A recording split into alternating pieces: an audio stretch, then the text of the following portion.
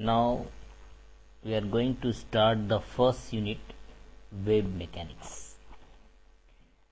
तो wave mechanics के अंतर्गत हम सबसे पहले देखेंगे the first topic is wave particle duality. क्या है wave particle duality of light? Before we go directly the wave particle duality of light, I would like to introduce a fundamental limit of classical mechanics and quantum mechanics। दोनों mechanics में क्या अंतर है, उसके बाद हम वन बाय वन देखेंगे कि वेव पार्टिकल ड्यूलिटी आखिर क्या है। हम सभी जानते हैं कि क्लासिकल मैकेनिक्स जो है, दो मैकेनिक्स हम जानते हैं, क्लासिकल मैकेनिक्स होता है और एक क्वांटम मैकेनिक्स।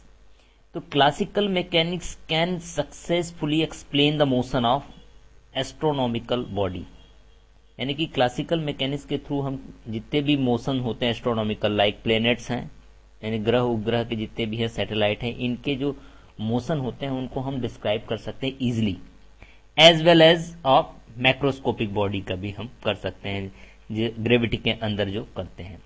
रोटेशनल मोशन हो रहा है यदि किसी इंक्लाइन प्लेन पे, उसको भी हम कर सकते हैं।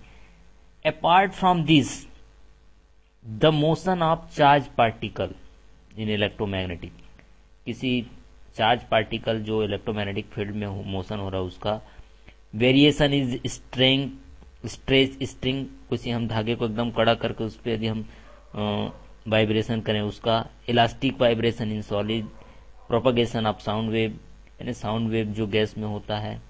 तो इन सभी चीज का हम एक्सप्लेनेशन बड़ी easily successful explain by classical mechanics. But at the same time when we discuss 19th century की बात करें and beginning the 20th century, some experimental fact discovered from which it was concluded that कि the phenomena of जैसे black body radiation है, photoelectric effect है, Compton effect है, specific heat of solid at low temperature, emission and absorption of light, इन सभी चीजों का हम जो है एक्सप्लेनेशन यदि हम करना चाहें क्लासिकल मैकेनिक्स के थ्रू तो हम नहीं कर पाते। तो क्या होता है, फिर इसी समय एक नया फिनोमेना लागू हुआ, is a new principle was propounded which is called quantum principle. तो क्वांटम प्रिंसिपल जो है वो सभी इन चीजों को इजिली एक्सप्लेन कर देता है, जो कि क्लासिकल मैकेनिक्स के थ्रू हम नहीं करता आते। जैसे कि ब्लैक बॉडी रेडिएशन, तो हमको पता है ब्लैक बॉडी क्या होती है। बॉडी क्या होती है black body? A body which absorb the completely to entire radiation incident on its surface, अपने सरफेस पे जितनी भी रेडिएशन उस पर हम डाले वो एब्जॉर्ब कर ले, उसको ब्लैक बॉडी कहते हैं। तो ब्लैक बॉडी रेडिएशन हो जाए, स्टीफन लॉ हो, प्लांक कांस्टेंट हो, कॉम्पटन इफेक्ट हो, फोटो इलेक्ट्रिक इफेक्ट हो, तो इन सभी चीजों को हम इजिली क्या है क्वांटम मैकेनिक्स के थ्रू एक्सप्लेन कर सकते हैं।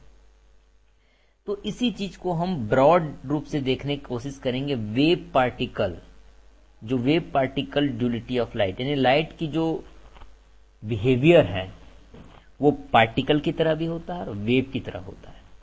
तो इस चीज को किसने इंट्रोड्यूस किया, किसने आइडेंटिफाई किया कि लाइट जो स्कैटर्ड हो रही है, जो भी मोशन हो रहे हैं वो वेव की तरह है या पार्टिकल की तरह।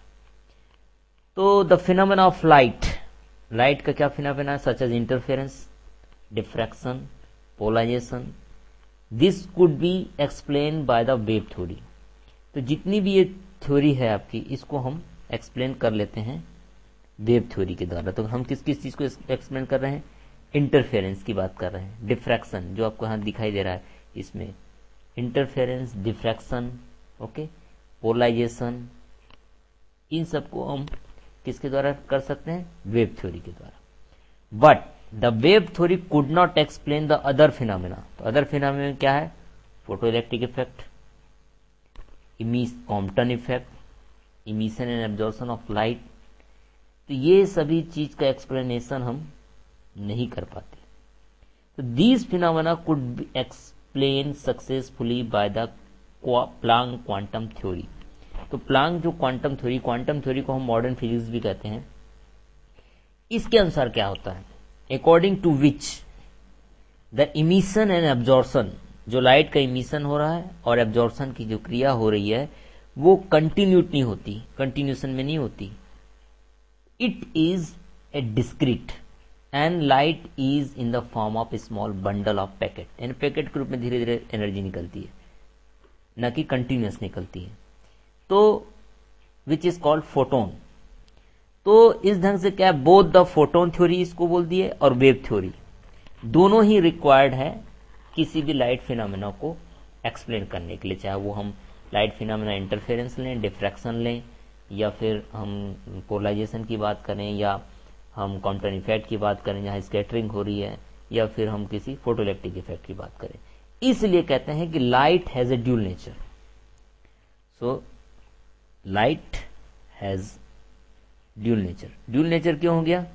क्योंकि वो इसको हम वेव थ्योरी के द्वारा भी कर रहे हैं, और दूसरा जिसको फोटोन बोलते हैं कि हम फोटोन थ्योरी के द्वारा भी कर रहे हैं, जिसमें से फोटोन निकाला बंडल के रूप में.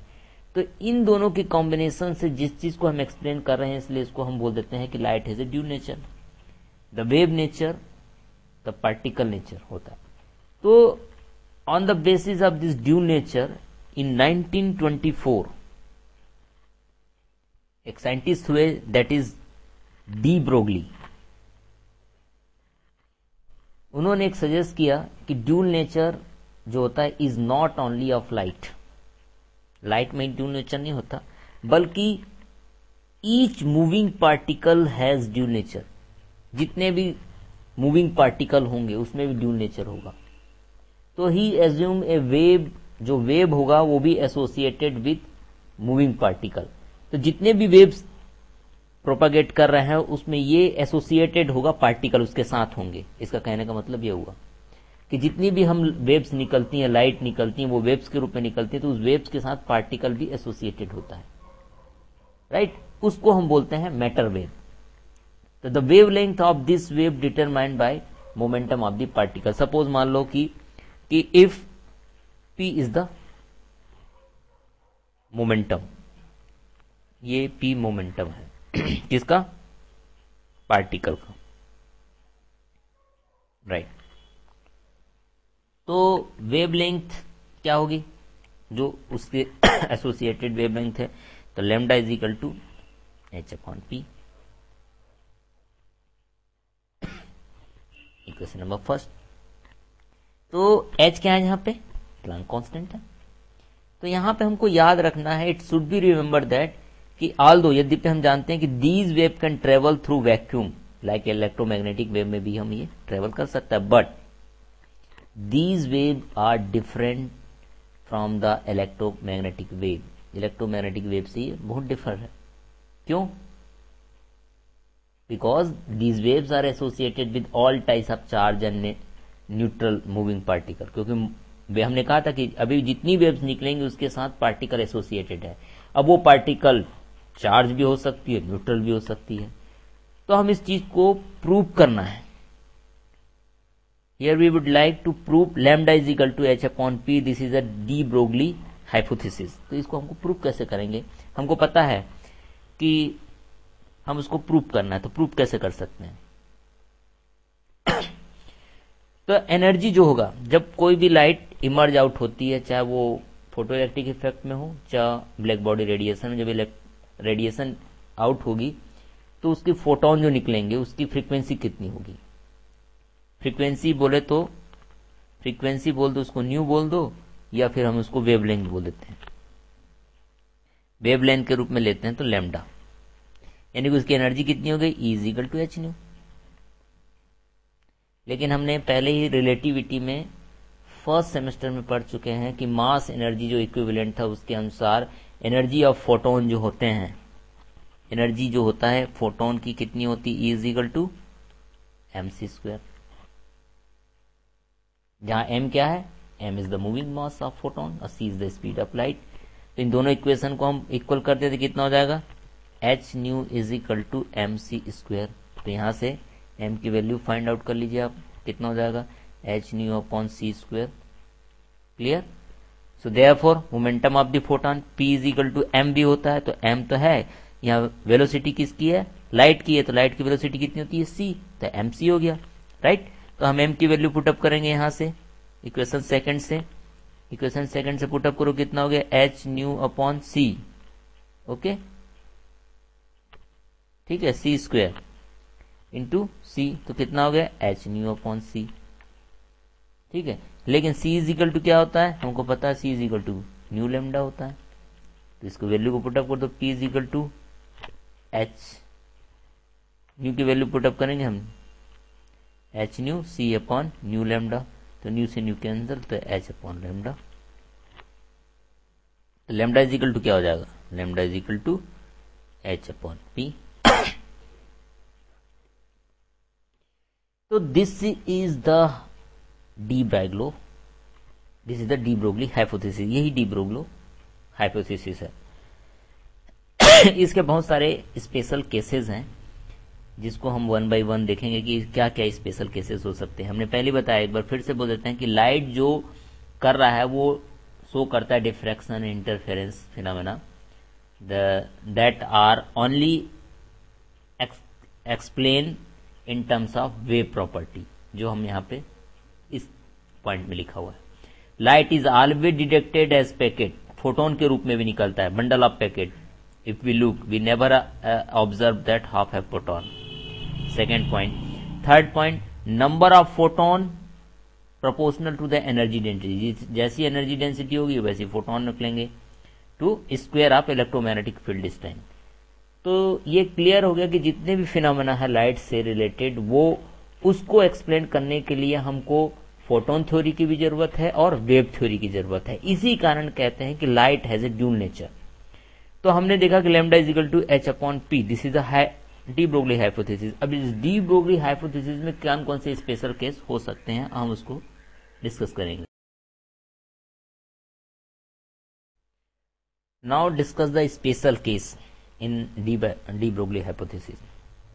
पहला केस देखते हैं क्या हो सकता है, पहले केस में प्रोबेबिलिटी क्या हो सकती है। If the particle of mass m is moving with non relativistic velocity, हम रिलेटिविस्टिक वेलोसिटी की बात नहीं कर रहे हैं, नॉन रिलेटिविस्टिक की बात कर रहे हैं, तो क्या होगा। हम जानते हैं नॉन रिलेटिविस्टिक में momentum p is equal to क्या होता है,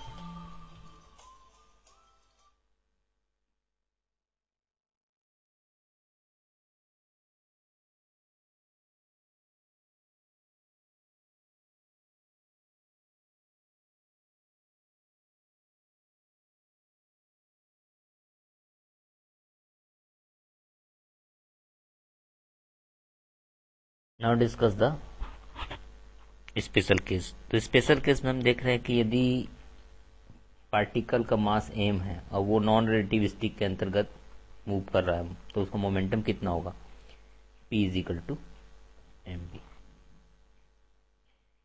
तो जब डी ब्रोगली वेवलेंथ कितना हो जाएगा, यदि हम वेवलेंथ निकाल रहे हैं एसोसिएटेड विद द पार्टिकल, किसके अनुसार, नॉन रिलेटिविस्टिक के अनुसार, तो डी ब्रोगली वेवलेंथ हम फाउंड आउट करेंगे कि वो कितना हो सकता है। तो de Broglie wavelength lambda is equal to h upon p होता, तो p की वैल्यू पुटअप करेंगे तो कितना हो जाएगा, h mv। तो ये इक्वेशन आपकी आ जाएगी। नेक्स्ट इक्वेशन आएगी आपकी सेकंड इक्वेशन, राइट। यहाँ पे ये चीज याद रखने की चीज है कि if the velocity of particle is relativistic, अभी तो हमने नॉन रिलेटिविस्टिक की बात की थी, रिलेटिविस्टिक का मतलब क्या है, velocity v is compare to c। यदि पार्टिकल की वेलोसिटी लाइट की वेलोसिटी के बराबर हो जाए तब क्या होगा, the relativistic mass of particle will be, तब हम m इज इक्वल टू क्या लेंगे, m not under root 1 minus V square upon C square. ये हमको याद रखना है। m नॉट क्या है, rest mass of particle, right. Second case क्या है, if the kinetic energy of particle of mass m इस केस k, तो k है kinetic energy of the particle, तो काइनेटिक एनर्जी कितनी होती है, 1/2 mv स्क्वायर। तो यहाँ से v की वैल्यू हम फाइंड आउट इजिली कर सकते हैं, v इज इक्वल टू हो जाएगा 2k अपॉन m। लेकिन मोमेंटम कितना होता है हम जानते हैं, m is p is equal to mv, ठीक है। तो m v की वैल्यू रखेंगे 2k अपॉन m, तो इसको क्या लिख सकते हैं, अंडर रूट 2mk। तो एसोसिएटेड वेवलेंथ कितना हो जाएगा, लैम्डा निकालना है, तो लैम्डा इज इक्वल टू क्या आता है फिर वही H upon P, right. P की वैल्यू आप पुट अप कर दीजिए तो कितना हो जाएगा H upon under root 2m के, इक्वेशन नंबर थर्ड कंडीशन जो पॉसिबल हो सकती है। थर्ड कंडीशन क्या पॉसिबल हो सकती है कि if the charge particle charge, मैंने पहले बोला कि पार्टिकल चार्ज भी हो सकता है, न्यूट्रल भी हो सकता है, is accelerated through a potential difference of volt, तो कितना हो सकता है the kinetic energy gained by particle के is equal to Q V. तो फिर हम काइनेटिक एनर्जी को रख देंगे, तो लैम्डा की जगह वैल्यू पुटअप कर दिए तो सेम चीज आ जाएगी, lambda is equal to H upon under root 2m Q V. Simple सी चीज है। यदि हम उसको इलेक्ट्रॉन वोल्ट में रखते हैं पोटेंशियल डिफरेंस को, तो हम यदि इलेक्ट्रॉन हो जाए, यदि वो चार्ज पार्टिकल इलेक्ट्रॉन बात कर दें, इलेक्ट्रॉन की बात करेंगे तो ये सिंपल से चेंज होके आपका 2 अंडर रूट 2m EV हो जाएगा, बस अंतर इतना है, ठीक है। तो इस ढंग से यदि हम सब चीज की वैल्यू पुटअप करें, यानी एच की वैल्यू हमको पता है, एम की वैल्यू पता है और इलेक्ट्रॉन की वैल्यू पता है, तो इन सब की वैल्यू यदि हम पुटअप करें तो लैम्डा की जो वैल्यू आती है वो फार्मूला निकल के आता है 150 upon V under root A angstrom. तो ये वैल्यू न्यूमेरिकल प्रॉब्लम में आपको काम आएगी। न्यूमेरिकल प्रॉब्लम जब भी हम सॉल्व करेंगे तो इसके थ्रू हम इजिली सॉल्व कर सकते हैं। एक और चौथी कंडीशन हो सकता है कि if मटेरियल पार्टिकल, हम यहाँ न्यूट्रॉन की बात कर रहे हैं, material particle neutron is in thermal equilibrium at an absolute temperature T पे हो, तो इट्स एवरेज काइनेटिक एनर्जी कितनी होती है, हम पढ़ चुके हैं पहले ही। काइनेटिक एनर्जी कितनी होती है 3/2, ये हम थर्मोडायनेमिक्स में पढ़ते हैं। ये क्या है, बोल्ट्जमैन कांस्टेंट है, राइट। बोल्ट्जमैन कांस्टेंट की वैल्यू हमको पता है 1.38 10⁻⁻23 होता है। तो वेवलेंथ कितना होगा, D Broglie wavelength at temperature T पे, तो इसके लिए भी हम निकाल सकते हैं लैम्डा 1/2m, तो हमको पता ही है। k की जगह अंडर रूट 3/2 रख दो, 3/2 KT, तो कितना आ जाएगा टोटल, इसको हम करेंगे तो 3m KT। एक फार्मूला ये भी निकल के आ गया आपको। तो इस ढंग से हम डी ब्रोगली हाइपोथेसिस में देखा कि अलग अलग कंडीशन हम अप्लाई किए। पहले हमने कंडीशन अप्लाई किया, जनरल कंडीशन हमने लिया था जब नॉन रिलेटिविस्टिक हो, ये वाला। तो नॉन रिलेटिविस्टिक में हमने देखा था कि जितने भी केसेस हैं उसमें h is equal to lambda is equal to h upon m दिया होता है ना। यदि रिलेटिविस्टिक ले लेंगे तो m की जगह हमको m not under root 1 - v² put up करना पड़ेगा। लेकिन हम बोले कि उसकी काइनेटिक एनर्जी निकालें, काइनेटिक एनर्जी आप पार्टिकल निकालें k, तो k is equal to 1/2mv² होता है। वहां से हम डायरेक्टली निकाल सकते हैं कि उसका वेवलेंथ कितना होगा यदि कोई काइनेटिक एनर्जी से मूव कर रहा है। फिर तीसरे कंडीशन में लिया कि if A charge particle q है, is accelerated through potential difference of v volt के डिफरेंस घूम रहा है, तो उसका कितना होगा लैम्डा, तब भी हमने फाइंड आउट कर लिया।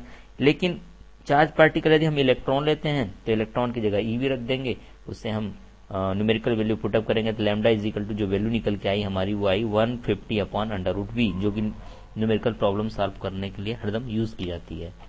तो इस ढंग से तीसरी कंडीशन और चौथी कंडीशन हमने निकाली कि मटेरियल पार्टिकल जो है इन थर्मल इक्विलिब्रियम कंडीशन में हो टेम्परेचर T पे, तो काइनेटिक एनर्जी उसकी कितनी होती है वो हम थर्मोडायनेमिक्स जानते हैं, k is equal to 3/2 KT होती है, k जहां पे बोल्ट्जमैन कांस्टेंट है। तो उस पर्टिकुलर टेम्परेचर पे वेवलेंथ कितनी होगी, तो उससे हम फाइंड आउट कर लिए lambda is equal to h upon under root 3m KT। तो अलग अलग केसेस हमने डील किए हैं। इसके बाद जो हम डील करने जा रहे हैं कि बोहर हाइपोथेसिस को क्या हम डी ब्रोगली हाइपोथेसिस के कॉन्सेप्ट के बेस में हम कंपेयर कर सकते हैं, क्या समझा सकते हैं कि नहीं, उसको हम नेक्स्ट क्या कहते हैं लेक्चर में हम देखेंगे कि उसको हम कर सकते हैं।